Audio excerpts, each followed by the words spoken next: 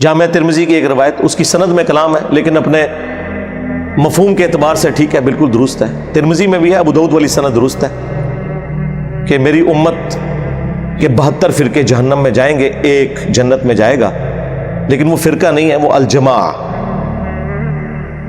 اور ترمذی کے الفاظ ہیں ما انا علیہ و اصحابی، جس پہ میں اور میرے صحابہ ہیں۔ جی نبی الاسلام اور ان کے صحابہ دیوبندی تھے، بریلوی تھے، حنفی تھے، شافعی تھے، مالکی تھے یا مسلم تھے؟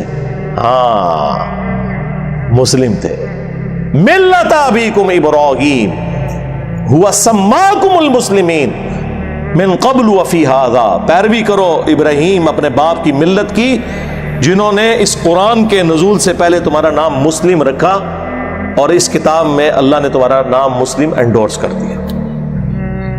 یہاں پہ مسلم صفت کے طور پہ نہیں آیا، اسم کے طور پر آیا، سماکم المسلمین۔ تو کیا نبی الاسلام اور ان کے صحابہ یہ کچھ تھے جو یہ ہیں؟ ما کان ابراہیم یہودی ولا نصرانی، ابراہیم نہ تو یہودی تھے نہ نصرانی تھے، ولیکن کان حنیفا مسلما وما کان من المشرکین، بلکہ وہ سب سے ٹوٹ کر ایک اللہ کے ہو گئے تھے، اور وہ مسلم تھے اور مشرک نہیں تھے۔ اور ہمارے نبی بھی ابراہیمی ہیں۔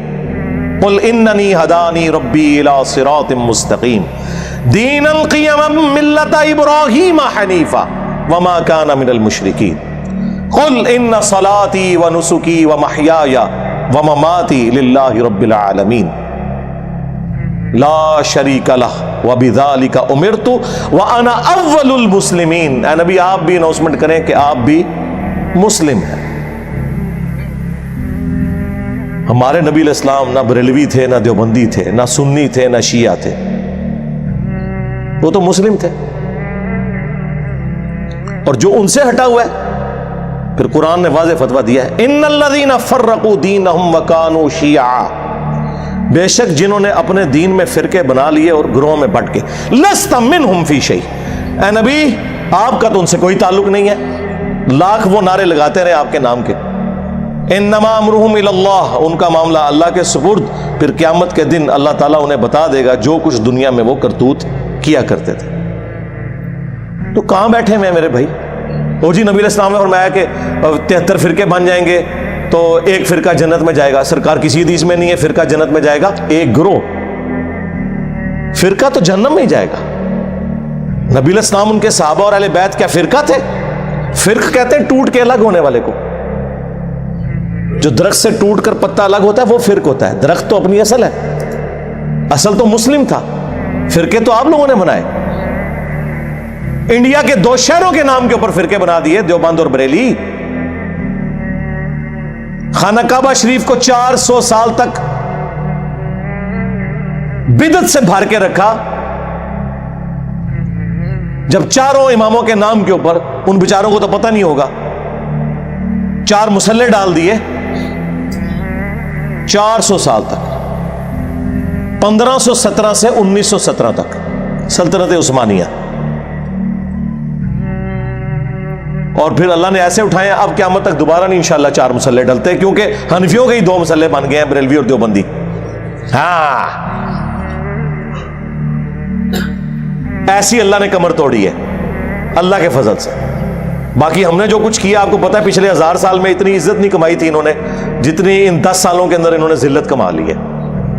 الحمدللہ، اللہ کا شکر ہے۔ سرکار ہمارا تو ایک نعرہ ہی ان کے سارے بابوں کو لے جاتا ہے کہ میرے نبی سا ہے ہی کوئی نہیں، تیرے بابے تھے شے ہی کوئی نہیں، یعنی تیرے بابے اللہ رسول کے مقابلے پہ، ہمارے مقابلے پہ نہیں، ہم تو اپنے سے مقابلہ کرتے ہی نہیں، ضرورت ہی نہیں ہمیں کروانے کی۔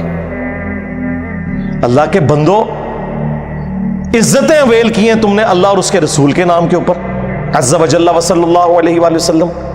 چندے بٹورے ہیں تم نے اللہ اور اس کے محبوب علیہ السلام کے نام کے اوپر، سواریاں سوار کی ہیں تم نے مکے اور مدینے کے نام کے اوپر، اور پھینکی کہاں جا کے؟ دیوبند میں اور بریلی میں، اجمیر میں اور بغداد میں۔ غدار ہو تم لوگ، اپنے نبی کے غدار ہو۔ کہتے ہیں جی انجینئر صاحب بزرگوں کے بارے میں سخت زبان استعمال کرتے ہیں، اور قرآن میں تو اللہ تعالیٰ نے فرمایا ہے کہ کافروں کے جھوٹے خداؤں کو برا نہ کہو ورنہ وہ تمہارے سچے کو کہیں گے۔ وَلَا تَسُبُّوا الَّذِينَ يَدْعُونَ مِن دُونِ اللَّهِ فَيَسُبُّ اللَّهَ عَدْوًا بِغَيْرِ عِلْمٍ. جی سرکار یہ آیت آپ ہم پہ فٹ کر رہے ہیں؟ یہ تو کافروں کی بات ہوئی ہے، غداروں کی نہیں ہوئی. تم کافر مان جاؤ، عزت سے تمہارے ساتھ ڈیل کریں گے. ابھی بھی نام لیتے ہیں اشرف علی تھانوی صاحب، احمد بریلوی صاحب، اس سے بڑا کیا اور ٹائٹل دیں؟ تم تو دوسرے کے بزرگوں کو مرحوم کہتے ہو، اپنے کو رحمت اللہ علیہ کہتے ہو. تمہاری عیاریاں اور مکاریاں ہمیں نہیں پتا؟ آپ میں سے نکل کے آیا ہوں میں، مجھے سب کچھ پتا ہے. اپنا تو حال تم لوگوں کا یہ ہے. غداروں کے ساتھ یہ سلوک نہیں ہوگا. ہاں تم آج اعلان کر دو کہ اللہ رسول کے ساتھ ہمارا کوئی تعلق نہیں، ٹھیک ہے. جس طرح ہم ہندوؤں، کرسچنس، جیوز کے بڑوں کے نام ہم احترام سے لے کے علمی اختلاف کرتے ہیں، تم سے بھی کریں گے. اگرچہ میں یہی کر رہا ہوں، میں نے کوئی اسام الارمین یا المحنت کی طرح ایک دوسرے کو اسلام سے باہر نہیں نکالا. تو نبی علیہ السلام نے تو ڈرایا تھا کہ فرقوں میں نہیں پڑھنا. اللہ کے نبی قرآن کے خلاف چل سکتے تھے. وَاعْتَصِمُوا بِحَبْلِ اللَّهِ جَمِيعًا وَلَا تَفَرَّقُوا. اللہ کی رسی قرآن کو مضبوطی سے تھام لو اور فرقوں میں مت بٹو. یہ تو آپ نے پروفیسی کی تھی کہ امت میں فرقے بنیں گے، تم نے حصہ نہیں بننا. جس طرح کہ مسلم شریف میں حدیث ہے کہ قرب قیامت میں ایسی عورتیں آئیں گی جو ایسا لباس پہنیں گی چست یا باریک، گویا کہ ننگی ہو. اس کا کیا مطلب ہے کہ اپنی عورتوں کو ہم ننگا لباس پہنائیں؟ یہ ڈرایا گیا تھا، وہاں پہ بھی ڈرایا گیا تھا کہ فرقوں میں مت بٹنا اور اللہ کی رسی کو پکڑ لینا. کہتے ہیں جی رسی میں دیکھیں جی کتنے ریشے ہوتے ہیں. ایک ریشہ جو ہے وہ اللہ کی محبت کا ہے، ایک رسول کی محبت کا، ایک صحابہ، ایک اہل بیت، ایک بابے بھی بیچ میں ڈالے ہوئے. لے جاؤ بابے تو اپنے جاؤ دبو انہوں نے جا کے. قرآن اللہ کی رسی ہے. غدیر خم کی حدیث میں اللہ کے نبی نے خود فرما دیا. مسلم شریف میں اوپر تلے 4 حدیث ہے. اے لوگوں آگاہ ہو جاؤ، میں بھی ایک انسان ہوں. قریب ہے کہ اللہ کا قاصد یعنی موت کا فرشتہ میرے پاس آئے اور میں اس کی دعوت قبول کر لوں. میں اپنے بعد تم میں 2 بھاری چیزیں چھوڑ کے جا رہا ہوں. ان میں سے پہلی چیز اللہ کی کتاب ہے، اس میں ہدایت ہے، اس میں نور ہے، یہ اللہ کی رسی ہے. تم اسے پکڑو، اپنا تعلق اس کتاب کے ساتھ مضبوط کرو. جو اسے پکڑے گا ہدایت پر ہوگا، جو چھوڑ دے گا گمراہ ہو جائے گا. اور زید بن ارقم کہتے ہیں پھر حضور کہتے رہے کہ اللہ کی کتاب، اللہ کی کتاب، اللہ کی کتاب. اتنی زیادہ تعریفی کلمات کسی حدیث میں قرآن کے لیے نہیں آئے جو غدیر خم میں آئے. اور پھر فرمایا کہ دوسری بھاری چیز میرے اہل البیت ہیں. میں اپنے اہل البیت کے معاملے میں تمہیں اللہ کا خوف دلاتا ہوں. میں اپنے اہل البیت کے معاملے میں تمہیں اللہ کا خوف دلاتا ہوں. میں اپنے اہل البیت کے معاملے میں تمہیں اللہ کا خوف دلاتا ہوں، یعنی میرے بعد ان کے ساتھ حسن سلوک کرنا. کل حزب بما لدیہم فرحون. ہر فرقے نے ایک ایک چیز پکڑی ہے، وہ اس پہ خوش ہے. بریلویوں نے عشق رسول کے نام کے اوپر امت کو اپنے پیچھے لگایا ہوا ہے. دیوبندیوں نے عشق صحابہ کے نام کے اوپر، اہل حدیث نے توحید کے نام کے اوپر، اور شیعہ نے محبت اہل بیت کے نام کے اوپر. بس وہ ایک ٹکڑوں میں دین لیا ہوا ہے اور وہ اس کے اوپر خوش ہیں. یہ مفتی صاحب ہمیں بتا رہے ہیں کہ جناب حسبنا کتاب اللہ نہ کہو بلکہ رجال اللہ کو پکڑو. کیڑے رجال اللہ؟ انفیہ، دیوبندیہ، آیاتیہ، مماتیہ، بریلویہ، کیڑے؟ ہر فرقے کے اپنے. اور پھر صراط الذین انعمت علیہم کا دھوکہ دیا ہوا ہے. پہلے تو پڑھو اہدنا الصراط المستقیم. اس آیت کو کھا جاتے ہو. اہدنا الصراط المستقیم، اے اللہ ہمیں چلا سیدھے راستے پر. راستوں پر نہیں جی، چاروں ہی حق پہ ہے. نہیں، حق کا راستہ تو ایک ہے. قرآن میں ہمیشہ گمراہی جو ہے نا وہ جمع کے صیغے سے آئی ہے. من الظلمات الی النور، گمراہیوں کے اندھیروں سے روشنی کی طرف. روشنی سنگولر کے صیغے میں، انوار نہیں آیا، نور. یہاں تم نے جو ہے وہ اماموں کے نام کے اوپر فرقے بنا دیے. اماموں بیچاروں کو تو پتہ ہی نہیں ہوگا کہ تم نے کیا کیا. جس طرح جیزس کرائسٹ کے ساتھ کرسچنز نے کر دیا. جیزس کرائسٹ تو وجیہا فی الدنیا والآخرہ ومن المقربین ہے. الحمدللہ تم لوگوں نے یہ کام کیا. تو اہدنا الصراط المستقیم کی ڈیفینیشن تمہارے بابے کریں گے یا اللہ کے محبوب علیہ السلام کریں گے؟